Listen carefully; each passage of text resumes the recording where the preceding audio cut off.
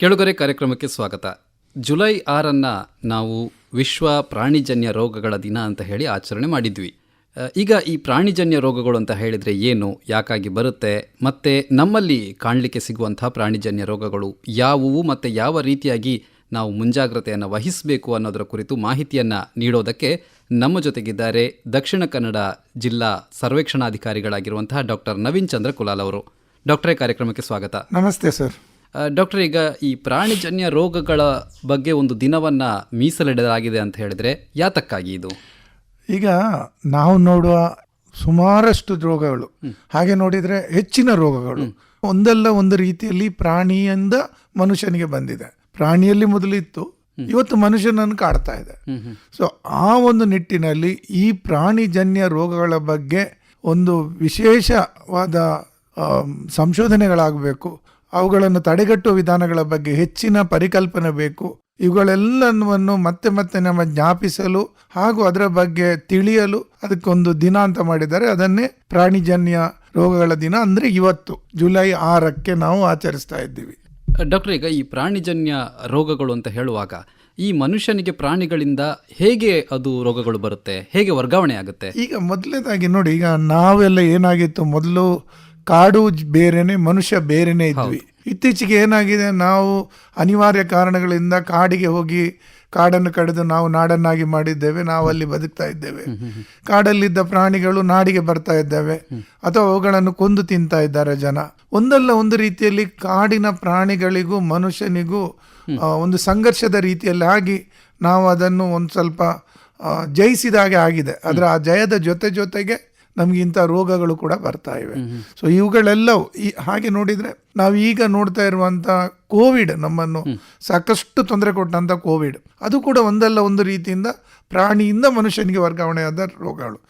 ಯಾವೆಲ್ಲ ರೋಗಗಳು ಮೊದಲು ಪ್ರಾಣಿಯಲ್ಲಿತ್ತವೋ, ವೈರಸ್ ಇರ್ಬೋದು, ಬ್ಯಾಕ್ಟೀರಿಯಾ ಇರ್ಬೋದು, ಪ್ಯಾರಾಸೈಟ್ ಇರ್ಬೋದು, ಪ್ರೋಟೋಜೋವಲ್ ಇರ್ಬೋದು, ಅದರಿಂದ ನಮಗೆ ವರ್ಗಾವಣೆ ಆದರೆ ಅದನ್ನು ಪ್ರಾಣಿಜನ್ಯ ರೋಗ ಅಂತ ಹೇಳ್ತೀವಿ. ಈಗ ಈ ಪ್ರಾಣಿಗಳು ಕಚ್ಚಿದ್ರೆ ಮಾತ್ರ ಬರುವಂತಹದ್ದು, ಅಥವಾ ಅವುಗಳು ತರಚಿದ್ರೆ ಮಾತ್ರ ಬರುವಂತಹದ್ದು, ಅಥವಾ ಬೇರೆ ರೀತಿಯಿಂದಲೂ ಬರುವ ಸಾಧ್ಯತೆ ಇದೆಯಾ? ತುಂಬಾ ವಿಧಾನದಲ್ಲೇ ಬರ್ಬೋದು. ಒಂದು ತಾವು ಹೇಳಿದಾಗೆ ಕಚ್ಚಿ ಬರುವಂಥದ್ದು, ಇನ್ನೊಂದು ಮನುಷ್ಯ ಅದನ್ನು ಕೊಂದು ತಿನ್ನುವಾಗ ಬರುವಂಥದ್ದು, ಇನ್ನೊಂದು ಅವುಗಳ ಒಡನಾಟದಿಂದ ಬರುವಂಥದ್ದು, ಇನ್ನೊಂದು ಪ್ರಾಣಿಗೆ ಕಚ್ಚಿ ಪ್ರಾಣಿಯಿಂದ ನಮಗೆ ರೋಗವನ್ನು ಹರಡಿಸುವಂತ ಇನ್ನೊಂದು ನಡುವಲ್ಲೊಂದು ವ್ಯವಸ್ಥೆ ಇರ್ತದೆ. ಉಣ್ಣಿ ಇರ್ಬೋದು, ಅಥವಾ ತಿಗಣೆ ಇರ್ಬೋದು, ಅಥವಾ ನಮ್ಮ ಈ ಸೊಳ್ಳೆಗಳಿರ್ಬೋದು. ಇವುಗಳು ಇನ್ನೊಂದು ವಿಧಾನ. ಸೊ ಅಂತೂ ಇಂತೂ ಮೊದಲು ಪ್ರಾಣಿಯಲ್ಲಿತ್ತು ರೋಗ, ಈಗ ಮನುಷ್ಯನಿಗೆ ಬಂದಿದೆ. ಆ ರೋಗಗಳನ್ನೆಲ್ಲ ಪ್ರಾಣಿಜನ್ಯ ರೋಗ ಅಂತ ಹೇಳ್ತೇವೆ ನಾವು. ಈಗ ನಾವು ಜಾಗತಿಕ ಮಟ್ಟದಲ್ಲಿ ಹೇಳೋದಾದ್ರೆ ಈ ಪ್ರಾಣಿಜನ್ಯ ರೋಗಗಳು ಯಾವೆಲ್ಲ ಇವೆ? ಮೊದಲನೇದಾಗಿ ನಮಗೆ ನೆನಪು ಯಾವ್ದು ಬರಬೇಕು ಅಂತ ಹೇಳಿದ್ರೆ ರೇಬಿಸ್ ರೋಗ, ಅಥವಾ ಹುಚ್ಚು ನಾಯಿ ಕಡಿತದಿಂದ ಬರುವ ರೋಗಕ್ಕೆ ರೇಬಿಸ್ ರೋಗ. ಇದು ಮೊದಲು ಮನುಷ್ಯನಲ್ಲಿಲ್ಲ, ಪ್ರಾಣಿಗಳಿತ್ತು. ಪ್ರಾಣಿಗಳಿಂದ ತೋಳಗಳಲ್ಲಿತ್ತು, ಬೇರೆ ಬೇರೆ ಪ್ರಾಣಿಗಳಿತ್ತು, ಅವುಗಳಿಂದ ನಾಯಿಗೆ ಬಂತು, ನಾಯಿಯಿಂದ ಇವತ್ತು ಮನುಷ್ಯನಿಗೆ ಬರ್ತಾ ಇದೆ ಕಚ್ಚಿ. ಈಗ ಮತ್ತೆ ನಾವು ನೋಡೋದ್ರಿಂದ ನಮ್ಮ ಮಂಗಳೂರಲ್ಲಿ ನೋಡೋದಿದ್ರೆ ಮಂಗನ ಕಾಯಿಲೆ, ಬೇರೆ ದೇಶದ ಬೇರೆ ಬೇರೆ ಕಡೆ ನೋಡೋದಿದ್ರೆ H1N1 ಇದೆ. H1N1 ತುಂಬಾನೇ ದೊಡ್ಡ ಮಟ್ಟದಲ್ಲಿ ತೊಂದರೆ ಕೊಟ್ಟಿದೆ. ಅಥವಾ ಹಂದಿ ಜ್ವರ ಅಂತ ಹೇಳ್ತೇವೆ, ಏವಿಯನ್ ಫ್ಲೂ ಅಂತ ಹೇಳ್ತೇವೆ, ಹಕ್ಕಿ ಜ್ವರ, ಈ SARS-1, SARS-2, SARS-2 ಒಂದು ರೀತಿಯ ಕ್ಷಯ ದನದಿಂದ ಮನುಷ್ಯನಿಗೆ ಬರುತ್ತೆ, ಬೋವೇನ್ TB ಅಂತ ಹೇಳ್ತೀವಿ. ಸೊ ಅದು ಕೂಡ ಪ್ರಾಣಿಜನ್ಯ ರೋಗ. ಇನ್ನು ಆಂಥ್ರಾಕ್ಸ್ ಅಂತ ಒಂದು ರೋಗ ಇದೆ, ಅದು ಕೂಡ ಪ್ರಾಣಿಜನ್ಯ. ಬ್ರುಸುಲೋಸಿಸ್ ಅಂತ ಇದೆ, ಅದು ಕೂಡ ಪ್ರಾಣಿಜನ್ಯ. ಸ್ಕ್ರಬ್ ಟೈಫಸ್ ಇವತ್ತು ಈಗ ನಮ್ಮ ಭಾರತ ದೇಶವನ್ನು ಕಾಡ್ತಾ ಇದೆ, ಅದು ಕೂಡ ಪ್ರಾಣಿಜನ್ಯ ರೋಗ. ಸೊ ನಾವು ಹೇಳ್ತಾ ಹೋದ್ರೆ ಒಂದು 30-35 ರೋಗಗಳಿವೆ ಇವತ್ತು ಕಾಡ್ತಾ ಇರುವಂಥದ್ದು. ಆದರೆ ಅವೆಲ್ಲ ನಮಗೆ ಪ್ರಸ್ತುತ ಅಲ್ಲ. ಈಗ ನಮ್ಮ ಭಾಗದಲ್ಲಿ ಹೇಳೋದಾದ್ರೆ ನಾವು ಯಾವುದ್ರ ಬಗ್ಗೆ ಜಾಸ್ತಿಯಾಗಿ ಕಾಳಜಿನ ವಹಿಸ್ಕೋಬೇಕಾಗುತ್ತೆ? ತುಂಬಾ ಒಳ್ಳೆಯ ಪ್ರಶ್ನೆ. ಯಾಕಂದ್ರೆ 30 ರೋಗ ನಮ್ಮಲ್ಲಿರುವ ರೋಗ ಮುಖ್ಯವಾಗಿ ಒಂದು ರೇಬಿಸ್, ನಮಗೆಲ್ಲ ತಿಳಿದಿರುವಂತೆ ನಾವು ಕೂಡ ತುಂಬಾನೇ ಸಲ ಮಾತಾಡಿದ್ದೀವಿ ರೇಬಿಸ್ ಬಗ್ಗೆ. ಸೊ ರೇಬಿಸ್ ಒಂದು. 2 ಇಲಿಜ್ವರ ನಮ್ಮಲ್ಲಿ ತುಂಬಾನೇ ಕಾಡ್ತಾ ಇದೆ, ಲೆಪ್ಟೋಸ್ಪೈರಾ ಅಂತ ಹೇಳ್ತೀವಿ. ಮತ್ತೊಂದು ಅಂತ ಹೇಳಿದ್ರೆ ಇನ್ನೊಂದು, ಮೂರನೇದು ಅಂತ ಹೇಳಿದ್ರೆ ಈ ನಮ್ಮನ್ನು ಎಲ್ಲ ತೊಂದರೆ ಕೊಟ್ಟಂತ ಮಂಗನ ಕಾಯಿಲೆ.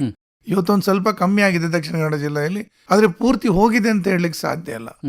ಇನ್ನೊಂದು ಸ್ಕ್ರಬ್ ಟೈಫಸ್. ಏನಿದೆ ಡಾಕ್ಟರ್? ಸ್ಕ್ರಬ್ ಟೈಫಸ್ ಅಂತ ಹೇಳಿ ಒಂದು ರೀತಿಯ ಈ ನಮ್ಮ ಉಣ್ಣಿ ಜಾತಿಯ ಒಂದು ಪ್ರಾಣಿಯಿಂದ, ಒಂದು ಕೀಟದಿಂದ ಹರಡ್ತದೆ ಅದು. ಅದು ಮೊದಲಿಗೆ ಪ್ರಾಣಿಗಳಲ್ಲಿರ್ತದೆ, ಪ್ರಾಣಿಗಳಿಗೆ ಅವು ಕಚ್ಚುತ್ತವೆ, ಪ್ರಾಣಿಗಳಿಂದ ನಮಗೆ ಕಚ್ಚುವಾಗ ನಮಗೆ ಬರ್ತದೆ. ಸೊ ಇದು ಸ್ಕ್ರಬ್ ಟೈಫಸ್. ಇದರಲ್ಲಿ ತುಂಬಾ ದಿನ ಜ್ವರ ಬರುತ್ತೆ, ಅಂಗಾಂಗಗಳೆಲ್ಲ ಬಾವು ಬರ್ತದೆ, ಹಾಗೆ ಬಿಟ್ರೆ ಸಾವು ಕೂಡ ಸಂಭವಿಸಬಹುದು. ಸೊ ಸ್ಕ್ರಬ್ ಟೈಫಸ್ ಒಂದು. ನಾವೆಲ್ಲಕ್ಕಿಂತ ಹೆದರ್ಬೇಕಾದ್ದು ರೇಬಿಸ್. ಯಾಕಂದ್ರೆ ಈ ಝೊನೋಟಿಕ್ ಡೇ ಅನ್ನೋದನ್ನು ಆಚರಿಸಲಿಕ್ಕೆ ಕಾರಣವೇ ಲೂಯಿಸ್ ಪ್ಯಾಸ್ಚರ್ ಅವರು ಯಾವ ದಿವಸದಲ್ಲಿ ಮೊದಲಿಗೆ ರೇಬಿಸ್ ವ್ಯಾಕ್ಸಿನ್ ಅನ್ನು ಪ್ರಯೋಗಿಸಿದ್ರು ಆ ದಿನದ ನೆನಪಿಗೋಸ್ಕರ ಇವತ್ತು ಝೊನೋಟಿಕ್ ಡೇ ಅಂತ ಇಟ್ಕೊಂಡಿದ್ದಾರೆ. ಸೊ ರೇಬಿಸ್ ಅನ್ನು ಮರೆಯಲೇಬಾರದು. ರೇಬಿಸ್ ಮೊದಲನೇದು. ಇನ್ನೊಂದು ಅಂತ ಹೇಳಿದ್ರೆ ಇಲಿ ಜ್ವರ. ಇವತ್ತು ಮಂಗಳೂರನ್ನು ತುಂಬಾ ತೊಂದರೆ ಕೊಡುವಂತ ಜ್ವರ ಅಂತ ಹೇಳಿದ್ರೆ ಇಲಿ ಜ್ವರ. ಹಾಗೂ ನಾವು ಹೆಚ್ಚಾಗಿ ಅದನ್ನು ಗುರುತಿಸುವುದು ಕೂಡ ಇಲ್ಲ. ಇಲಿ ಜ್ವರದಲ್ಲಿ ಏನಾಗ್ತದೆ, ಸಾಮಾನ್ಯ ಮೈ ನೋವು, ಕೈಕಾಲುಗಳು ನೋವು ಎಲ್ಲ ಇರ್ತದೆ.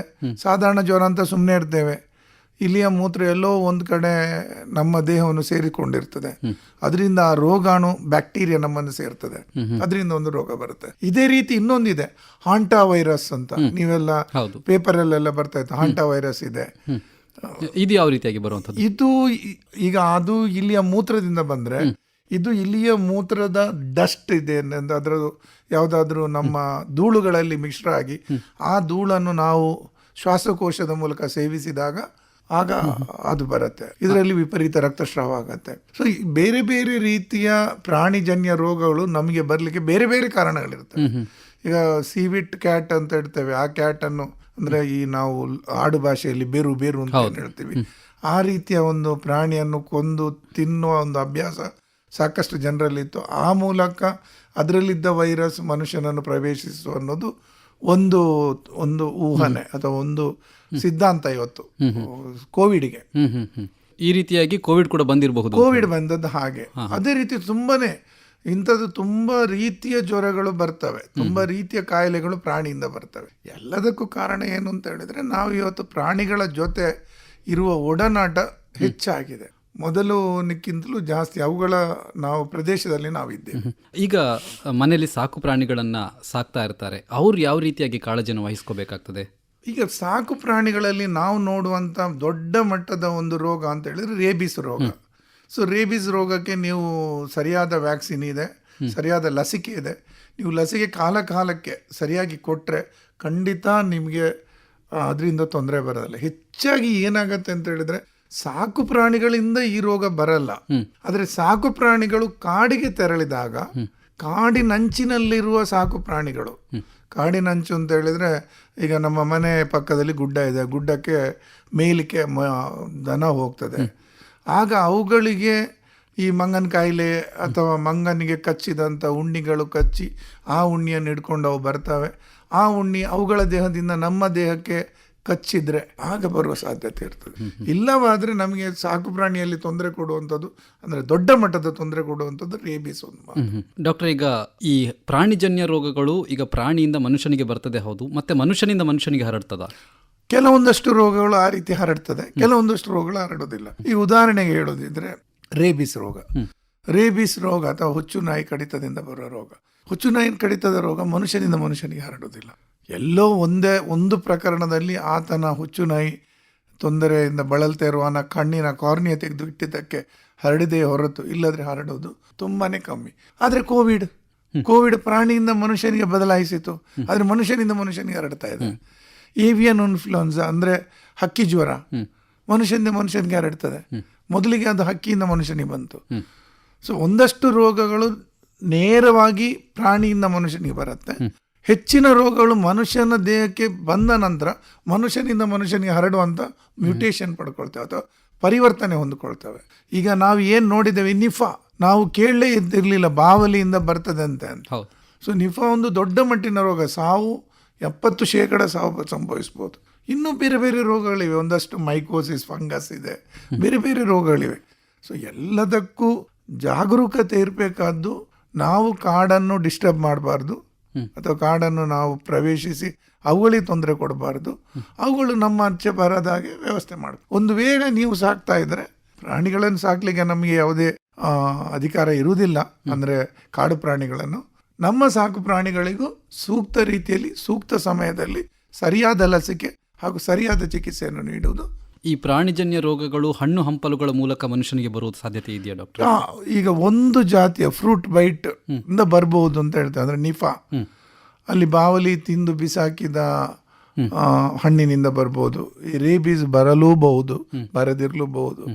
ಇಂಥ ಒಂದಷ್ಟು ರೋಗಗಳು ಬರ್ಬೋದು. ಅದಕ್ಕೋಸ್ಕರ ನೋಡಿ, ಹಿಂದಿನ ಕಾಲದಲ್ಲಿ ಯಾರು ಮಡೆ ಆಗಿದೆ ಅದು ತಿನ್ನಬಾರ್ದು ಅಂತ ಹೇಳೋ ಕಾನ್ಸೆಪ್ಟ್ ಬಂದಿದ್ದೆ ಅದಕ್ಕೆ. ಕಚ್ಚಿದ್ದನ್ನು ತಿನ್ನಬಾರ್ದು ಅಂತ.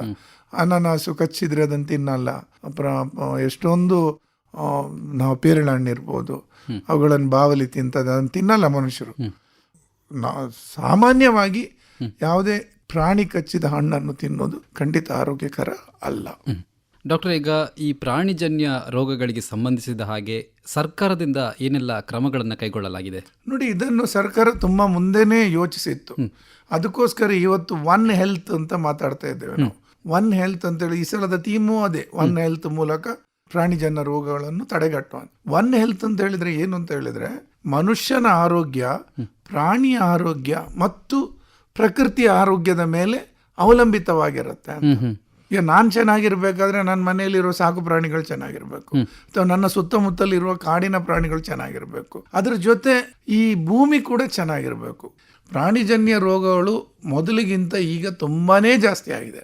ಕಾರಣ ಏನು ಅಂತ ಹೇಳಿದ್ರೆ, ನಾವು ಪ್ರಕೃತಿ ಮತ್ತು ಪ್ರಾಣಿಗಳ ಜೊತೆ ನಾವು ಅನನ್ಯವಾಗಿರಬೇಕು, ಅವುಗಳನ್ನು ಕೂಡ ಬದುಕಲಿಗೆ ಬಿಡಬೇಕಿತ್ತು, ಪ್ರಕೃತಿಯನ್ನು ಕೂಡ ಇಡಬೇಕಿತ್ತು. ಅದನ್ನು ಮಾಡ್ತಾ ಇಲ್ಲ. ಅದರಿಂದಾಗಿ ಇವತ್ತು ಸಾಕಷ್ಟು ರೋಗಗಳು, ಹೊಸ ಹೊಸ ರೋಗಗಳು ಬರ್ತಾ ಇವೆ. ಸೊ ಇವುಗಳೆಲ್ಲವನ್ನು ಸರಿಪಡಿಸಲಿಕ್ಕೋಸ್ಕರ ಒನ್ ಹೆಲ್ತ್ ಅಂದರೆ ಪ್ರಾಣಿಗಳ ಆರೋಗ್ಯ, ಮನುಷ್ಯನ ಆರೋಗ್ಯ ಮತ್ತು ಪ್ರಕೃತಿ ಆರೋಗ್ಯ, ಈ ಮೂರನ್ನು ಸರಿಪಡಿಸಬೇಕು ಅಥವಾ ಅದರ ಬಗ್ಗೆ ಯೋಚಿಸಬೇಕು ಅನ್ನೋ ಒಂದು ಕಾನ್ಸೆಪ್ಟೇ, ಒಂದು ಸಿದ್ಧಾಂತವೇ ಇವತ್ತು ಒನ್ ಹೆಲ್ತ್. ಇದರ ನಿಟ್ಟಿನಲ್ಲಿ ಏನೆಲ್ಲ ಚಟುವಟಿಕೆಗಳು ನಡೀತವೆ ಡಾಕ್ಟರ್? ಈಗ ಏನಾಗುತ್ತೆ, ಮೊದಲೆಲ್ಲ ಏನಾಗ್ತಾ ಇತ್ತು, ಮನುಷ್ಯನಿಗೆ ಒಂದು ರೇಬಿಸ್ ಬಂತು ಅಂತ ಇಟ್ಕೊಳ್ಳೋ, ಆಗ ನಾವು ಅವನ ಬಗ್ಗೆ ಮಾತ್ರ ಯೋಚಿಸ್ತಾ ಇದ್ದೇವೆ. ಈಗ ಹಾಗೆಲ್ಲ ವೆಟರ್ನರಿ ಡಾಕ್ಟರ್ ಅಥವಾ ಪ್ರಾಣಿಗಳ ಡಾಕ್ಟರ್ ಯಾರು ಇರ್ತಾರೆ ಅವರನ್ನು ಕೂಡ ಕರಿತೇವೆ, ಮನುಷ್ಯರ ಡಾಕ್ಟರ್ಗಳು. ಅದೇ ರೀತಿ ಎನ್ವೈರ್ಮೆಂಟಲಿಸ್ಟ್, ಪ್ರಕೃತಿಯ ಬಗ್ಗೆ ತಜ್ಞರು, ನಾವೆಲ್ಲ ಸೇರಿಕೊಂಡು ಸಭೆ ನಡೆಸ್ತೇವೆ. ಸಭೆ ನಡೆಸಿ ಈಗ ಒಂದು ಊರಲ್ಲಿ ಜಾಸ್ತಿ ಹುಚ್ಚುನಾಯಿ ಕಡಿತದ್ದು ತೊಂದರೆ ಬರ್ತಾ ಇದ್ರೆ ಯಾವ ರೀತಿ ಅದನ್ನು ನಾವು ತಡೆಗಟ್ಟಬಹುದು, ಪ್ರಾಣಿಗಳಿಗೆ ಲಸಿಕೆ ಹಾಕಬೇಕು, ಪ್ರಾಣಿಗಳಿಗೆ ಶೆಲ್ಟರ್ ಕೊಡಬೇಕು. ಶೆಲ್ಟರ್ ಅಂತ ಹೇಳಿದ್ರೆ ನಾಯಿಗಳಿಗೆ ನಿಲ್ಲಕ್ಕೆ ಬೇಕಾದ ವ್ಯವಸ್ಥೆ ಮಾಡಿ ಕೊಡಬೇಕು, ಅವುಗಳಿಗೆ ಒಂದೇ ಕಡೆ ಅನ್ನ ಹಾಕಬೇಕು. ಈಗ ಏನು ಮಾಡ್ತಾರೆ, ನೀವೊಂದು 4 ಬಿಸ್ಕೆಟ್ ತೊಗೊಂಡು ಹೋಗ್ತೀರಿ, ಇಲ್ಲೇ ಹಾಕ್ತೀರಿ, ಆಗ ನಿಮ್ಮ ಕಾಂಪೌಂಡ್ ಸುತ್ತಮುತ್ತ ನಾಯಿ ಬರ್ತದೆ. ಮತ್ತೆ ಇನ್ನೊಬ್ರು ಯಾರೋ ಬರ್ತಾರೆ, ಅವರಲ್ಲಿ ಉಳಿದ ಅನ್ನ ಇರ್ತದೆ, ಅದನ್ನು ಬೇರೆಲ್ಲೋ ಹಾಕ್ತಾರೆ. ಸೊ ಅಲ್ಲಿ ಹೋಗ್ತದೆ. ಅವತ್ತು 2 ದಿವಸ ಅಲ್ಲಿ ಅನ್ನ ಹಾಕುವುದಿಲ್ಲ, ಆಗ ಅದಕ್ಕೆ ನಾಯಿಗೆ ಹಸಿವು ಆಗತ್ತೆ, ಕೋಪ ಬರುತ್ತೆ, ಅದರ ನಾರ್ಮಲ್ ಪ್ರಕ್ರಿಯೆ ಚೇಂಜ್ ಆಗತ್ತೆ, ಅದು ರೊಚ್ಚಿಗೆದ್ದು ಕಚ್ಚಬಹುದು. ಎಲ್ಲವೂ ಒಂದಕ್ಕೊಂದು ಅದು ಸಂಬಂಧಿಸಿದಾಗಿರ್ತದೆ. ಎಲ್ಲವನ್ನು ಒಂದು ಸಿದ್ಧಾಂತದ ಮೇಲೆ ತಗೊಂಡು ಹೋಗ್ಲಿಕ್ಕೆ ಬೇಕಾದ ಪ್ರಯತ್ನಗಳು ತುಂಬಾ ದೊಡ್ಡ ಮಟ್ಟದಲ್ಲಿ ಆಗ್ತದೆ. ಈಗ ಡಾಕ್ಟ್ರೆ, ಈ ವಿಚಾರವಾಗಿ ಸಾರ್ವಜನಿಕರು ಏನು ಮಾಡಬಹುದು ಮತ್ತು ಯಾವ ರೀತಿಯಾಗಿ ಅವರು ಮುಂಜಾಗ್ರತೆಗಳನ್ನು ವಹಿಸ್ಕೋಬಹುದು, ಇದರ ಬಗ್ಗೆ ತಿಳಿಸಿ. ಈಗ ಮೊದಲನೇದಾಗಿ ಏನು ಅಂತ ಹೇಳಿದ್ರೆ, ನಮ್ಮ ಲೊಕ್ಯಾಲಿಟಿ ಅಥವಾ ನಮ್ಮ ಪ್ರಾದೇಶಿಕಕ್ಕೆ ಸಂಬಂಧಪಟ್ಟಂತೆ ಇರುವ ಪ್ರಾಣಿಜನ್ಯ ರೋಗಗಳು ಯಾವುವು ಅಂತ ತಿಳ್ಕೊಳ್ಬೇಕು. ಈಗ ನಾವು ಆಗದಿಂದ ಎಷ್ಟೊತ್ತು ಮಾತಾಡಿದ ಹಾಗೆ ಸದ್ಯಕ್ಕೆ ನಮ್ಮಲ್ಲಿರುವಂಥದ್ದು ರೇಬಿಸ್. ರೇಬಿಸ್ ತಡೆಗಟ್ಟಲಿಕ್ಕೆ ಏನು ಮಾಡಬೇಕು, ನೀವು ಸಾಕುವ ಪ್ರಾಣಿಗಳಿಗೆ ಮೊದಲಿಗೆ ಲಸಿಕೆ ಕೊಡಿಸಿ. ಲಸಿಕೆ ಕೊಡಿಸುವುದು ಅಂತ ಹೇಳಿದ್ರೆ ಯಾವಾಗಾದ್ರೂ ಒಮ್ಮೆ ಕೊಡಿಸುವುದಲ್ಲ, ವರ್ಷ ಪ್ರತಿ ಕರೆಕ್ಟಾಗಿ ಅದೇ ದಿವಸ ಕೊಡಿಸ್ಬೇಕು. ಪ್ರತಿ ದಿವಸ ಅದಕ್ಕೆ ಯಾವ ದಿವಸ ಕಳೆದ ವರ್ಷ ಕೊಟ್ಟಿದ್ದೋ ಅದೇ ದಿವಸ ಅಥವಾ ಒಂದು ದಿವಸ ಮುಂಚಿತವಾಗಿ ಕೊಡಿಸ್ಬೇಕು. ಪ್ರಾಣಿಗಳನ್ನು, ಮನುಷ್ಯರನ್ನು ಯಾವ ರೀತಿ ಅವುಗಳಿಗೆ ತೊಂದರೆ ಆದಾಗ, ಅವುಗಳಿಗೆ ಹುಷಾರಿಲ್ಲದಾಗ ಅಥವಾ ಅಂದರೆ ಅವುಗಳಿಗೆ ಆರೋಗ್ಯ ಏರುಪೇರಾದಾಗ ಚಿಕಿತ್ಸೆ ನೀಡ್ತೀರೋ ಅದೇ ರೀತಿ ಚಿಕಿತ್ಸೆ ನೀಡಬೇಕು. ಎಲ್ಲ ಸಾಕು ಪ್ರಾಣಿಗಳಿಗೂ ಅವುಗಳಿಗೆ ಸಂಬಂಧಪಟ್ಟ ಲಸಿಕೆಗಳಿರ್ತದೆ.